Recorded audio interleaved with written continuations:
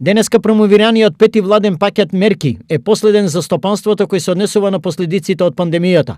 Според премиерот Заев, на средината од оваа кризата ќе заминува и компаниите до крајот на годината ќе можат да се вратат во нормала. Овој завршен пакет мерки содржи 29 мерки и според Заев заборавени практично нема, бидејќи искуството од преходните 4 ги упатило во правилна насока. Но, што со овие мерки конкретно ќе добијат граѓаните? По основ на испорачени комунали и други јавни услуги, претходно што ги наведов, даноци и данок на имот, ќе може да се репрограмираат со плаќање за вкупно 12 рати, а при тоа да се избриши каматата. Иако имаат многу начини, фирмите, како што веќе е познато, претежно ќе имаат можност да бираат помеѓу кредити и плати. Мерката број 1 е опциона и компаниите имаат избор да ја користат или неа, или мерката 2.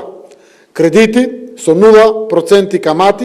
Во намерата да им се помогне на општините кои се соочија со помали приходи, владата го предлага следново решение. Предвидовме пренамена на средства од блок дотациите кои општините ги имаат заштедено или не искористено во текот на 2020 и 2021 година за капитални инвестиции. Само за оваа година, за да се помогне дополнително економскиот развој преку општините, а да се зајакнат и општините, токму тие неискористени средства, преку законско решение, да им се даде можност да ги искористат за конкретни, јасно опишани капитални инвестиции. Во останатите 26 мерки влегуваат угостителите, туристичките работници, тутунарите, лозарите, транспортерите и други кои на еден или на друг начин во овие мерки треба да се пронедат, а помошта за сите изнесува 160 милиони евра.